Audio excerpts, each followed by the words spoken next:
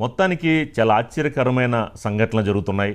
మొన్నటి వరకు కాంగ్రెస్ ఆపరేషన్ ఆకర్ష్ ఆ దిశలో భాగంగా బీఆర్ఎస్కి చెందిన అందరు ఎమ్మెల్యేలని కూడా స్టెప్ బై స్టెప్ అంటే మొత్తం 10 మంది ఎమ్మెల్యేలను ఇప్పటివరకు లాగేసుకుంది. సో తన బలం అంటే 64 ప్లస్ సిపిఐ ఒకటి 65, ఈ 10 మందితో 75కి బలం పెరిగింది అనుకున్న కొన్ని రోజుల్లోనే ఏదైతే గద్వాల ఎమ్మెల్యే కృష్ణమోహన్ రెడ్డి తిరిగి బీఆర్ఎస్ గూటికి చేరారు. చాలా అందరికీ కూడా అసలు ఎవరికి ఆశ్చర్యం వేస్తుంది, ఎందువల్ల ఇలాంటి సంఘటనలు జరుగుతున్నాయి అని కూడా. ఇటు పక్కన కాంగ్రెస్లో, మరో పక్కన బీజేపీలో కూడా, ఇటు పక్కన బీఆర్ఎస్లో ఎందుకని వెళ్ళిన 4 రోజులకే మళ్ళీ తిరిగి బీఆర్ఎస్ గూటికి వచ్చారు అని ఒక ఆలోచనలో భాగంగా కూడా, అంటే ఆపరేషన్ ఆకర్షల్లా ఆపరేషన్ వికర్ష్ అయిందా, ఎందువల్ల కాంగ్రెస్లోకి వెళ్ళిన ఈయన గద్వాల ఎమ్మెల్యే కృష్ణమోహన్ రెడ్డి ఎందుకని తిరిగి బీఆర్ఎస్కి వెనక్కి వచ్చారు అన్న ఒక మరి ఈయనకి బయట అంటే ఏ హామీలు లభించాయి, లేదా ఈ కృష్ణమోహన్ రెడ్డి గద్వాల ఎమ్మెల్యే ఏం ఆశించి కాంగ్రెస్లోకి వెళ్ళారో అక్కడ ఆయన ఆశించిన దానికి సరైన న్యాయం జరగదు అన్న వేలో భాగంగా ఆయన తిరిగి బీఆర్ఎస్ గూటికి వచ్చారా అన్న ప్రశ్నలు కూడా తలెత్తుతున్నాయి. ఈ నేపథ్యంలో కేటీఆర్ కూడా మరి 10 మందిలో మరొక 4 కూడా తిరిగి వచ్చే అవకాశాలు ఉన్నాయి అని కూడా కేటీఆర్ చెప్పడం జరిగింది. ఏంటి అంటే ఒక పక్కన బీఆర్ఎస్ ఎల్పీని మొత్తం కూడా మేము కాంగ్రెస్లో విలీనం చేస్తాం, బీఆర్ఎస్ పార్టీలో ఆ 4 మిగులుతారు అని ఏదైతే కోమటిరెడ్డి వెంకటరెడ్డి కానీ వీళ్ళందరూ చెప్పిన నేపథ్యంలో మరి ఆపరేషన్ ఆకర్షల్లా ఆపరేషన్ వికర్ష అవబోతుందా, ఎందుకని ఈ యొక్క రివర్స్ ఎందుకని వెనక్కి వచ్చేశారు అన్న వేలో భాగంగా మరి మరో పక్కన ఉన్న బీఆర్ఎస్ బీజేపీతో ఏమైనా కలవబోతుందా అన్న కూడా, అంటే దీంట్లో ఏదో కవిత ఇష్యూ కానీ చాలా అంశాలు ఉన్నాయి. ఇలాంటి నేపథ్యంలో మరి వెళ్ళిన వాళ్ళందరూ కాంగ్రెస్లోకి ఏదైతే 10 మంది వెళ్ళారో అందులో ఒక ఆయన తిరిగి వచ్చాడు కూడా 9 మంది. ఈ 9 మందిలో 4 వెనక్కి వస్తారని కేటీఆర్ చెప్పిన నేపథ్యంలో మరి అసలు ఆపరేషన్ ఆకర్ష్ మరి ఫెయిల్ అయినట్టేనా? దీనికి సంబంధించిన మరింత ఇన్ఫర్మేషన్ మా కరస్పాండెంట్ శ్రీకాంత్ అందిస్తారు. శ్రీకాంత్, ఏంటి ఏమన్నా ఆపరేషన్ ఆకర్ష్ ఫెయిల్ అయినట్టు కనిపిస్తోంది, వెళ్ళినట్టే వెళ్ళి వెనక్కి తిరిగి వస్తున్నారు, అసలు ఏం జరిగింది కాంగ్రెస్లో? వీళ్ళు ఏదైతే ఆశించారో అక్కడ ఆ ఆశకి సంబంధించి అక్కడ ఫెయిల్ అయింది అనుకోవచ్చా, లేదా బీఆర్ఎస్ ఏమైనా బీజేపీతో జతకట్టబోతే ఫ్యూచర్ అంతా బీఆర్ఎస్కే ఉంటుందన్న వేలో భాగంగా ఆయన వెనక్కి వచ్చారా? అసలు ఏం జరుగుతోంది వెనకాల శ్రీకాంత్? సీతారామరాజు, ఈరోజు బీఆర్ఎస్ ఎమ్మెల్యే ఎవరైతే ఉన్నారో గతంలో ఇటీవల 9 ఎమ్మెల్యేగా జాయిన్ అయినటువంటి గద్వాల ఎమ్మెల్యే బండ్ల కృష్ణమోహన్ రెడ్డి స్వయంగా ఆయన బీఆర్ఎస్ పార్టీకి సంబంధించినటువంటి ఎల్ఓపి ఆఫీస్కి వచ్చి కేటీఆర్ని కలిసి నేను బీఆర్ఎస్లోనే కొనసాగుతాను, బీఆర్ఎస్ పార్టీలోనే ఉంటారు, అధినేత కేసీఆర్ నేను కలుస్తానని చెప్పారు. దీంతో ఒక్కసారిగా అసెంబ్లీ ప్రాంగణంలో ఇదంతా చర్చనీయాంశమైంది, హాట్ టాపిక్గా మారింది. దాంతోపాటుగా చర్చిస్తూ నాతో పాటుగా అక్కడ ఉన్న వాళ్ళు ఎవరు సంతృప్తిగా లేరు, ఎవరైతే పార్టీ నుంచి వెళ్ళారో వాళ్ళందరూ అక్కడ కంఫర్ట్ ఫీల్ అవ్వట్లేదు అనేది ఒకటి చెప్పారు. మనం గతంలోనే డిస్కస్ చేసుకున్నాం, ఎస్పీటీలో ఈ టాపిక్ వచ్చింది. ఎందుకంటే పోయిన వాళ్ళందరూ సీనియర్ ఎమ్మెల్యేలు కావడం వల్ల, ఎందుకంటే కాంగ్రెస్ పార్టీ అధికారంలోకి వచ్చింది, గతంలో బీఆర్ఎస్ అధికారంలో ఉండేది 2 పర్యాయాలు, వాళ్ళంతా 2-3 సార్లు ఎమ్మెల్యేలు గెలిచిన వాళ్ళే, ఇప్పుడు 3వ ఎమ్మెల్యేలు గెలిచినారు. అయితే వాళ్ళు అధికారంలో ఉన్నప్పుడు ఎవరైతే క్యాడర్ లాభపడ్డారో వారి అనుచరులు ఎవరైతే ఉన్నారో వారికి లాభం జరిగింది. మళ్ళీ వీళ్ళు వెళ్ళగానే వాళ్ళ అనుచరుల ఆధిపత్యమే కొనసాగుతుంది. ఎవరైతే కాంగ్రెస్ పార్టీ జెండా మోసారో కార్యకర్తలు వీరు రాకను యాక్సెప్ట్ చేయట్లేదు, కాబట్టి నిరసనలు వ్యక్తం అవుతున్నాయి. వీరికి ఖచ్చితంగా గ్రౌండ్ లెవెల్లో సెకండ్ క్యాడర్ సహకరించట్లేదు. ఇటు ఎవరైతే కంటెస్ట్ చేశారో వారికి ఇబ్బంది, అదేవిధంగా ఇటు పార్టీ నుంచి వ్యతిరేకత, క్యాడర్ నుంచి వ్యతిరేకత వస్తుంది. మీది స్థాయిలో కాంప్రమైజ్ చేసినప్పటికీ అధిష్టానం, కింది స్థాయిలో కార్యకర్తలు కావచ్చు, ఎవరైతే కార్యకర్తలు ఉంటారో వాళ్ళు జీర్ణించుకోలేని పరిస్థితి. ఒక రకంగా పోయిన ఎమ్మెల్యేలకు అవమానకరంగా పరిస్థితులే. అయితే కొంతమందికి అయితే ఇటు సీఎంఓకి సంబంధించి కొంతమంది కోటరీ కావచ్చు, అదేవిధంగా కొంచెం ఇటు గ్యాప్ కూడా ఏర్పడినట్టు పోయిన వాళ్ళకు కూడా కొన్ని హామీలు ఇచ్చినట్టుగా తెలుస్తుంది. అయితే నియోజకవర్గ అభివృద్ధి కోసం అని కొంతమంది వెళ్ళడం జరిగింది, అదేవిధంగా కొన్ని హామీలు పర్సనల్ ఇష్యూస్ సంబంధించి వెళ్ళినట్టు తెలిసింది, అయితే ఫండ్స్ కొన్ని బిల్లు క్లియరెన్స్ కోసం వెళ్ళినట్టు తెలిసింది. అట్లాంటిది ఏమో కనిపించట్లేదని చెప్పి అసంతృప్తిగా ఉన్నట్టుగా తెలుస్తుంది.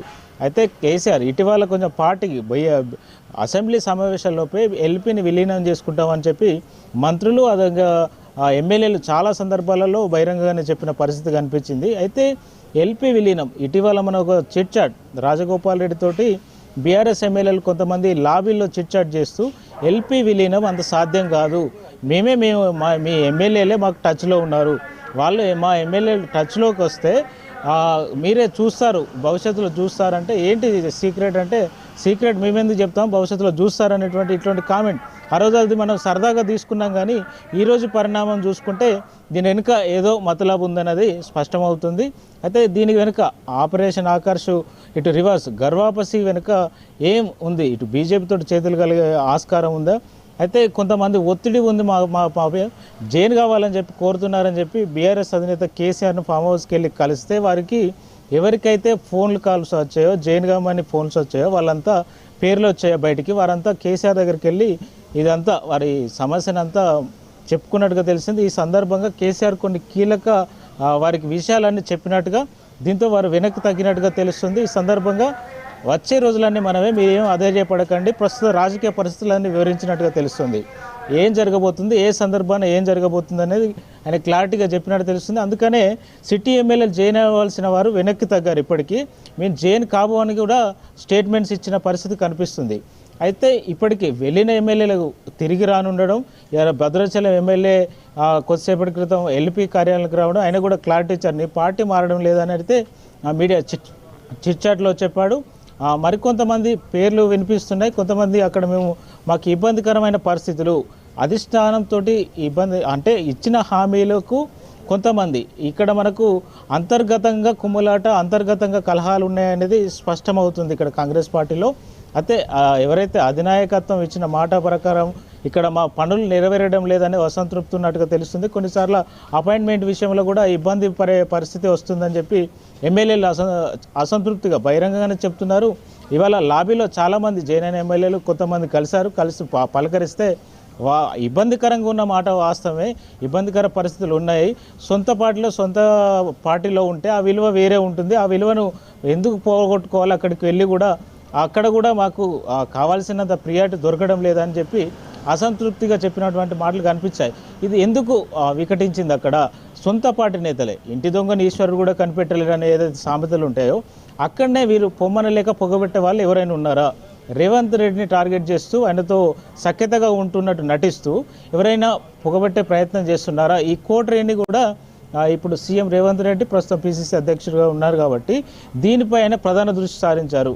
బండ్ల కృష్ణమోహన్ రెడ్డి ఆయన స్వయంగా వచ్చాడు, ఆయనతో పాటుగా అటు ఆలంపూర్ ఎమ్మెల్యే విజయుడు వస్తారని చెప్పారు, ఎమ్మెల్సీ చల్ల వెంకటరామరెడ్డి కూడా వస్తారని చెప్పారు. వీళ్ళు ముగ్గురు వస్తే క్లీన్ స్వీప్ అయిపోయినట్టే, బీఆర్ఎస్ అంతా ఇటు కాంగ్రెస్లో జైన్ అయినట్టే, రీసెంట్గా గెలిచిన ఎమ్మెల్సీ మినహాయిస్తే వీరందరూ వస్తారని గెస్ చేశారు. కానీ మహబూబ్నగర్ నుంచి వచ్చిన ఏకైక ఎమ్మెల్యే కనుక ఇటు మళ్ళీ గర్వాపసి పరిస్థితి కనిపిస్తుంది. అయితే ఇక్కడ బీఆర్ఎస్ అధినేత కేసీఆర్ వీళ్ళకి ఏం నూరిపోశారు, ఏం ధైర్యం చెప్పారు అనేదే సస్పెన్స్గా ఉంది. ఇటీవల కేటీఆర్ కావచ్చు, హరీష్ రావు కావచ్చు బీజేపీ ఇటు ఢిల్లీకి వెళ్ళారు. ఇటీవల సీఎం రేవంత్ రెడ్డి పదే చెప్తున్నారు, చీకట్లో కౌగిలించుకున్నారు, చీకట్లో ఒప్పందాలు చేసుకున్నారు అని చెప్పి, అయినా మీరు ప్రభుత్వాన్ని పడగొడతామంటే మీరు చూసుకుంటూ ఊరుకుంటామా అని చెప్పి ఇట్లాంటి కీలక వ్యాఖ్యలు చేసిన పరిస్థితి ఉన్న నేపథ్యంలో వీరికి ఏం ధైర్యం చెప్పారు? కొంతమంది కేసులు ఉన్నాయని చెప్పి భయపెడుతున్నారు, కొంతమందిని ప్రాణాలు తీసేస్తామని, నీ ప్రాణాలు ఉండవు అని చెప్పి ఇట్లా డిఎస్పీలతో ఫోన్ చేయించారు, స్వయంగా కేటీఆర్ ఆరోపణలు చేశారు. అంటే ఈ ఆస్తులకు సంబంధించి కావచ్చు, ఇటు ప్రాణభయంకు సంబంధించి ఇట్లాంటి కొన్ని విషయాలు ఆర్థిక మూలాల మీద దెబ్బ కొడుతున్నారని చెప్పి ఏదైతే ఆరోపణలు వస్తాయో ఇటు బీఆర్ఎస్ ఆరోపిస్తుందో దానికి సంబంధించి కేసీఆర్ కొన్ని ఈ ఎమ్మెల్యేలకు పార్టీ మారాల్సిన పరిస్థితి ఏర్పడిన ఎమ్మెల్యేలకు భరోసా కల్పించినట్టుగా తెలుస్తుంది. అయితే ఏం సీక్రెట్స్ చెప్పి వాళ్ళని వెనక్కి తగ్గేలా చేసినట్టు ఉన్నది ఇప్పుడు ఇక్కడ సస్పెన్స్గా ఉంది. వీరు ఇప్పుడు ఈరోజు బీఆర్ఎస్ ఎమ్మెల్యేలందరూ ఇప్పుడు ఇటు మన అసెంబ్లీలో చూస్తున్నాం, చాలా ప్రభుత్వాన్ని డిఫెన్స్లో పడేసే విధంగా మాట్లాడుతున్నటువంటి అయితే పరిస్థితులు అయితే కనిపిస్తున్నాయి. ఇటు మీడియా పాయింట్ వేదిక కావచ్చు, అదేవిధంగా అసెంబ్లీలో కావచ్చు కౌంటర్ అటాక్ చేస్తున్నటువంటి పరిస్థితులు. 10 ఏళ్ల పాలన కంపేర్ చేస్తున్నారు, గతంలో కాంగ్రెస్ పాలనించినప్పటి కంపేర్ చేస్తున్నారు. 6 గ్యారంటీలకు సంబంధించినటువంటి కూడా ఎక్కడ కూడా వెనక్కి తగ్గకుండా ప్రతిపక్షంలో ఉన్నాం అంటే ఆ భయం అయితే కనిపించకుండా వీళ్ళు కౌంటర్ అటాక్ చేస్తున్నటువంటి పరిస్థితి కనిపిస్తుంది. అయితే శ్రీకాంత్, అంటే దీనికి సంబంధించి పార్టీ ఫిరాయింపులకు సంబంధించిన అంశంలో ఏదైతే బీఆర్ఎస్ కోర్టులో వేసిందో దానికి సంబంధించిన తీర్పు ఏమన్నా వ్యతిరేకంగా వస్తే ఏదైతే పార్టీ మారిన వాళ్ళందరూ కూడా తిరిగి బీఆర్ఎస్కి వచ్చే అవకాశం ఉందని దానికి సంబంధించిన అంశంపై మరి కేటీఆర్ క్లారిటీ అవ్వడం వల్లే ఈ కృష్ణమోహన్ రెడ్డి వెనక్కి వచ్చారు అన్న కూడా వాదన కూడా వస్తుంది. మరి ఈ 40 ఫిరాయింపులపై స్పీకర్కి సంబంధించిన కానీ కోర్టు వెర్డిక్ట్ బీఆర్ఎస్కి అనుకూలంగా ఉండే అవకాశాలు ఉన్నాయని వాదనలు వస్తున్నాయి. దీనికి సంబంధించిన దాన్ని బేస్ చేసుకునే కృష్ణమోహన్ రెడ్డి వెనక్కి వచ్చారు అని వస్తున్నాయి. ఇందులో ఎంతవరకు నిజం ఉందంటారు?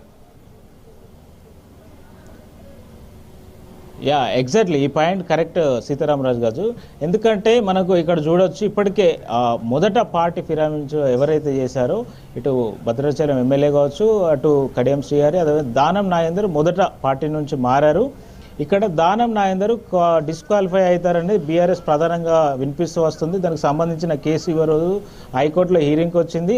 ఆగస్టు 1కి అది వాయిదా పడింది. దాని మీద కోర్టు పరిశీలిస్తుంది. అయితే దీని తర్వాత సుప్రీంకోర్టుకు వెళ్దామని చెప్పి బీఆర్ఎస్ క్లారిటీ ఇచ్చింది.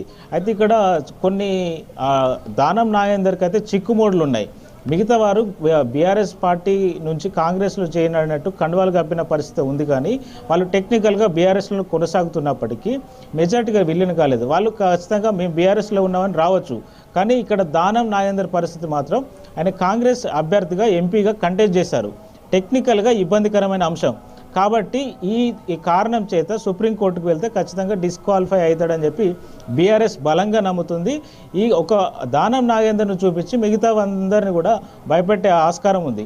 ఈ నేపథ్యంలోనే బండ్ల కృష్ణమోహన్ రెడ్డికి సంబంధించి కూడా ఇంతకుముందు ఎవరైతే ఆయన మీద కంటెస్ట్ చేశారో కాంగ్రెస్ నుంచి సరిత తిరుపతి కావచ్చు, అదేవిధంగా గతంలో తప్పుడు అఫిడవిట్ దాఖలు చేశారని చెప్పి ఇప్పటికే ఆయన మీద కేసులు నడుస్తున్నాయి. రేపు హియరింగ్ ఉంది. దానికి సంబంధించి గతంలో ఆయనకు బీఆర్ఎస్కు సంబంధించినటువంటి అడ్వకేట్సే వాదిస్తూ వస్తున్నారు.